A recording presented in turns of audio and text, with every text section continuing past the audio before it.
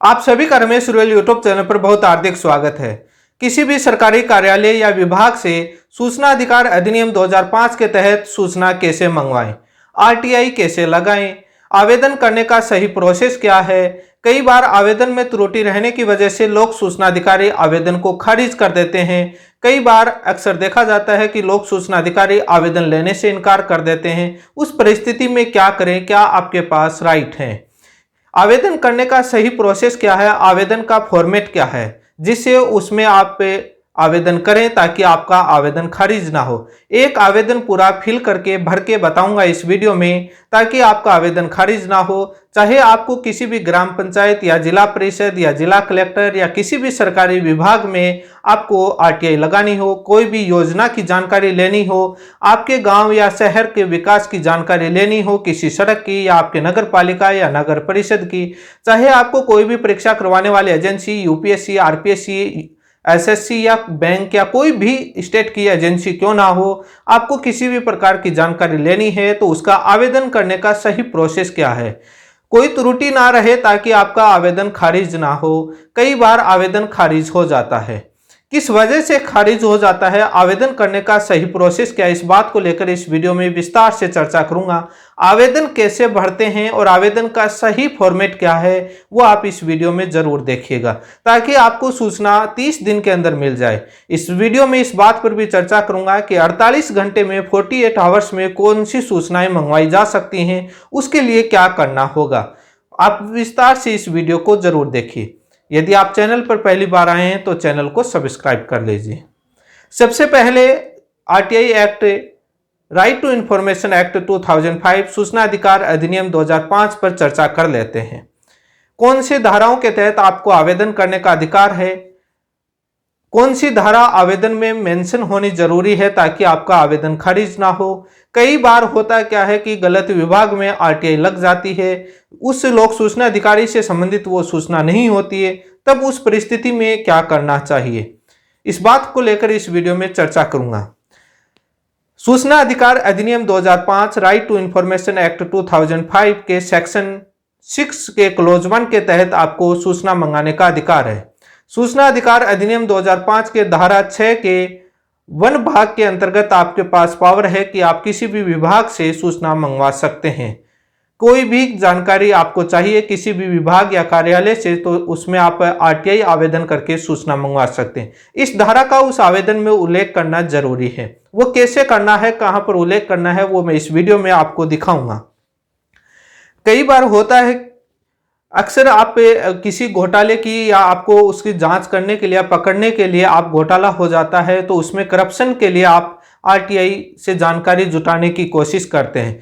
तो लोक सूचना अधिकारी कई बार होता है कि आप कौन हैं, क्यों मंगवा रहे हैं, तो जो आरटीआई एक्ट का सेक्शन 6 का 2 क्लोज है वो आपको ये अधिकार देता है कि कोई भी लोक सूचना अधिकारी आपको सूचना मंगाने का कारण नहीं पूछ सकता है कि आप क्यों सूचना मंगवा रहे हैं, आपकी व्यक्तिगत पूरी जानकारी नहीं ले सकता। जितना पता चाहिए ताकि आपको जहां पर एड्रेस पर वो सूचना मिल जाए उतनी ही जानकारी आपको आवेदन में भरनी है। यह आपको 6(2) के अंतर्गत आपको पावर देता है, इसलिए आपको यह बताना जरूरी नहीं है कि मैं सूचना क्यों मंगवा रहा हूं।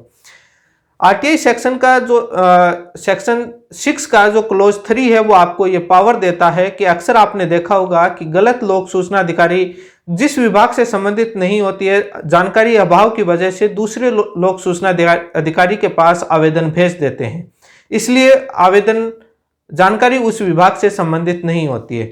तो आपको लोक सूचना अधिकारी को 6 का जो 3 क्लोज है वो ये पावर देता है, यदि दूसरे लोक सूचना अधिकारी से संबंधित जानकारी है तो वहां पर उनका अधिकार है कि वो आपके आवेदन को वहां पर फॉरवर्ड करें और आपको सूचित करेंगे कि आपका जो आरटीआई आवेदन है उस विभाग में संबंधित लोक सूचना अधिकारी को फॉरवर्ड कर दिया गया है। ये 3 अधिकार आपको देते हैं।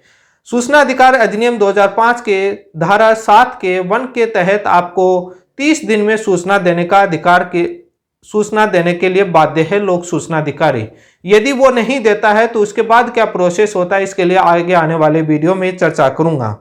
48 घंटे में जो सूचनाएं मंगाई जाती हैं वो कौन सी सूचनाएं मंगाई जाती हैं? आवेदन करने का दोनों का प्रोसेस सेम है, सामान्य सूचना और 48 घंटे वाली।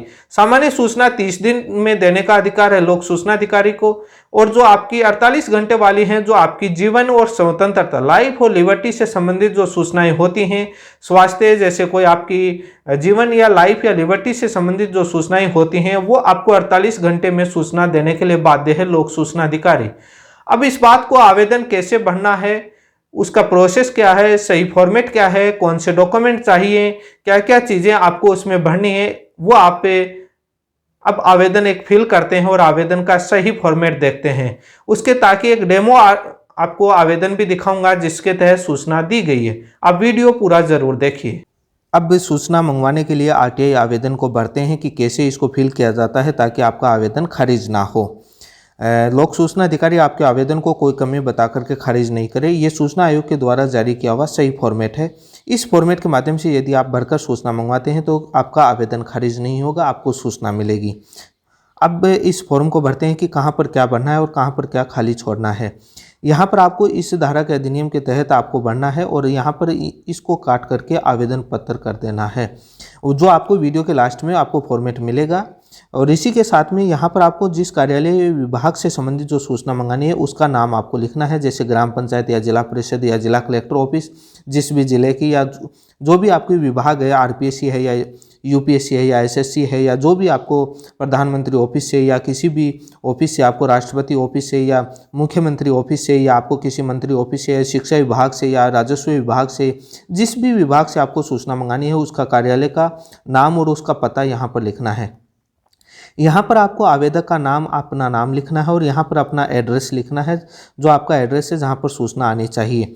अब इसी के साथ में क्या करना है कि साथ में यहाँ पर विभाग या कार्यालय का नाम जिससे सूचना संबंधित, जो आपने ऊपर विभाग या कार्यालय का नाम लिखा है वही यहाँ पर आपको लिखना है, विभाग का नाम। सूचना की प्रकृति लिखनी है कि कोई योजना से संबंधित है तो उस योजना का नाम लिखना है, या यहाँ पर आपको कोई परीक्षा से संबंधित है तो आप उस परीक्षा का नाम लिखिए उस ईयर के साथ में, या कोई भी अपना कोई मीटिंग की नोटशीट की प्रतिलिपि मंगानी है तो उस मीटिंग की नोटशीट की आपकी किस एजेंडे पर मीटिंग थी उस मीटिंग का आप प्रकृति लिखिए कि इस तारीख को जो मीटिंग हुई थी इस विषय को लेकर के ये आपको यहाँ पर मेंशन करना है। अवधि में यहाँ पर आपको सामान्य सूचना है तो यहाँ पर 30 दिन लिखना है। यदि आपको अपनी 48 घंटे में मंगानी है तो यहाँ पर 48 आवर्स लिखना है। 48 घंटे में कौन सी सूचना आती है? 48 घंटे में जो लाइफ और लिबर्टी, जो जीवन की और स्वतंत्रता से जो आपकी संबंधित जो सूचनाएं होती हैं वो 48 घंटे में मिलती हैं। तब आपको उससे संबंधित सूचना है तो आपको 48 आवर्स लिखना है, अदरवाइज आपको 30 दिन लिखना है। इसके बाद चाहिए गई सूचना का विवरण यहाँ पर फिल करना है। आपको बिंदुवार जो भी सूचना चाहिए, आपको जैसे कोई योजना से संबंधित है तो आपको इस एरिया में कितने जो आवास के लिए जैसे प्रधानमंत्री आवास योजना है तो उसमें कितने मकान बना दिए गए, कितने घर बना दिए गए इस योजना के, इस 2020-21 में कितने बना दिए, कितने सेक्शन हुए, कितनों का आवेदन खारिज हुआ, कितना बजट लगा, वो तमाम चीज़ें। जैसे सड़क से संबंधित है तो कितना बजट इस सड़क के लिए सेक्शन हुआ, कितना मजदूरी पर खर्च हुआ, कितना सीमेंट पर, कितना कंक्रीट पर, पूरा प्रतिलिपि के साथ आप पूरी डिटेल मंगाएं। किसी परीक्षा से संबंधित मंगानी है तो उसकी कट ऑफ क्या रही, फाइनल आंसर क्या रही, और फाइनल आंसर की या उससे जो भी संबंधित आपको जो भी मंगानी है मंगा सकते हैं। या आपको कोई भी मीटिंग की नोटशीट है तो उस मीटिंग की नोटशीट मंगवा सकते हैं प्रतिलिपि के साथ में। आपको बिंदुवार सूचना यहाँ पर लिखनी है। अब ये कम स्पेस दिख रहा होगा, इसका भी मैं समाधान बताऊंगा कि स्पेस कैसे ज़्यादा करना है। इसी के साथ में आपको जो 10 रुपये का आपको इसके साथ में फीस लगानी है, जो आपको इंडियन पोस्टल ऑर्डर लगा देना है और 10 रुपये का लगा देना है। उसका पोस्टल ऑर्डर के नंबर यहाँ पर उल्लेख कर देना है, उस पोस्टल ऑर्डर को इसके साथ में संलग्न कर देना है। उसका कुछ एक हिस्सा है वो काट करके आपके साथ रख देना है, जहाँ पर डॉटेड है उसका छोटा हिस्सा अपने पास रखना है और बड़े हिस्से को इसके साथ में संलग्न कर देना है। और पोस्टल ऑर्डर लगाना ज़रूरी है। आपको डीडी या बैंक का डीडी लगाते हैं तो आपको डीडी के जो आपको उसके नंबर लिखने हैं और बैंक का नाम लिखना है। आप साधारणतया आप इंडियन पोस्ट ऑर्डर लगाएं, नगद रुपए भी न लगाएं अपनी सहूलियत के लिए। आपके पास ये प्रमाण रहेगा कि आपने लगाया, क्योंकि उस पोस्टल ऑर्डर का एक हिस्सा आपके पास रहेगा। इसी के साथ में आपको यदि बीपीएल परिवार से हैं तो आपको ये 10 रुपये भी नहीं देने होंगे। आपको यहाँ पर अपने बीपीएल कार्ड के नंबर फिल करने हैं। इसके बाद क्या करना है कि आपको यहाँ पर आपके सिग्नेचर करने हैं, और इस सिग्नेचर साइन करने के बाद यहाँ पर आप अपना नाम और मोबाइल नंबर और पता और ये आपको डिटेल यहाँ पर नीचे लिख देनी है, ताकि आपसे संपर्क किया जा सके। यहाँ पर आपको स्थान लिखना है और यहाँ पर आपको दिनांक लिखनी है कि किस तारीख को आप आवेदन कर रहे हैं या भर रहे हैं। इसके बाद में क्या करना है कि ये आवेदन भरने के बाद आपको खास तौर पर ध्यान रखना है, इस आवेदन की प्रतिलिपि इस आवेदन को पूरा भरने के बाद इस आवेदन की प्रतिलिपि आपको अपने पास रखनी है भविष्य के लिए। इस आवेदन को स्पीड पोस्ट या रजिस्टर्ड डाक के माध्यम से आप ज़रूर भेजें। कई बार क्या होता है कि लोक सूचना अधिकारी को आप बाई हैंड आरटीआई आवेदन दे देते हैं और कुछ दिन बाद वो बोलते हैं कि मुझे आवेदन मिला ही नहीं, गुम हो गया, मुझे नहीं मालूम। तब आपके पास कोई प्रमाण नहीं रहता है जब आप फर्स्ट अपील या सेकंड अपील करते हैं तो। इसलिए आप रजिस्टर्ड पोस्ट या स्पीड पोस्ट के माध्यम से लगाएंगे तो लोक सूचना अधिकारी ये नहीं कह पाएगा, इनकार नहीं कर सकेगा कि मुझे आवेदन मिला नहीं। उसकी जिम्मेदारी होगी कि उस आवेदन को सुरक्षित करना और जवाब देना, क्योंकि आपके पास उसका प्रमाण होगा कि मैंने ये स्पीड पोस्ट और रजिस्टर्ड पोस्ट के माध्यम से आपको आवेदन भेजा है, जिसकी स्लिप आपके पास होगी। जब आप फर्स्ट अपील या सेकंड अपील लगाएंगे तो वहाँ पर आपको ये जो डाक लगाने की जो आपको है वो स्लिप साथ में लगानी होगी और उस आवेदन की प्रतिलिपि साथ में लगानी। वो आने वाले वीडियो में, मैं नेक्स्ट वीडियो में पूरा विस्तार से बताऊँगा। इसके साथ में आप देखें कि जो ये ब्लैंक जो जगह है, ये कैसे जगह बनानी है, उसका फॉर्मेट भी आप इस वीडियो में देखिए और एक भरे हुए आवेदन का फॉर्मेट भी देखिए। ये एकदम पूरी राइट प्रोसेस है। यदि इस फॉर्मेट के माध्यम से आप भर करके सूचना मंगवाते हैं तो आपको सूचना मिलेगी। और आगे आने वाले फर्स्ट अपील और सेकंड अपील पर भी मैं वीडियो बनाऊंगा और इस वीडियो को कंटिन्यू देखते रहिए।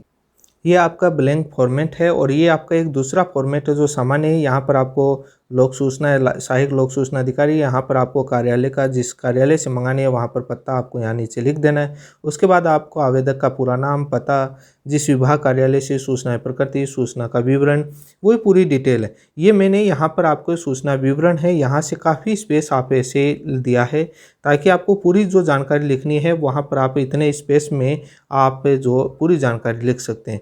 आपने फीस से आपने संलग्न कर दिए, यहाँ पर आपको पोस्टल ऑर्डर या आपको नगद है तो वो आप लिखिए और साइन और आपका पूरा पता ये लिखिए। ये आपके लिए एक मैंने पूरा लगाया है और आप इसकी फ़ोटोकॉपी ज़रूर रखिए। ये आपका अब आगे देखिए कि आवेदन भरे हुए का क्या तरीका है। जो एक फिल किया आवेदन है डेमो, वो भी देखिए। ये आवेदन का सैंपल फॉर्म भरा हुआ है, इसको आप देख सकते हैं।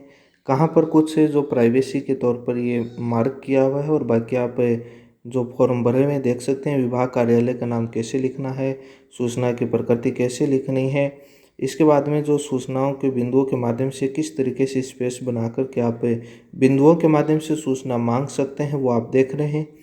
और इसी के साथ में इंडियन पोस्टल ऑर्डर और उसके 10 रुपये और आपको पोस्टल ऑर्डर नंबर लिखने हैं, साइन, और आपको ये तमाम एक डेमो दिखाया है।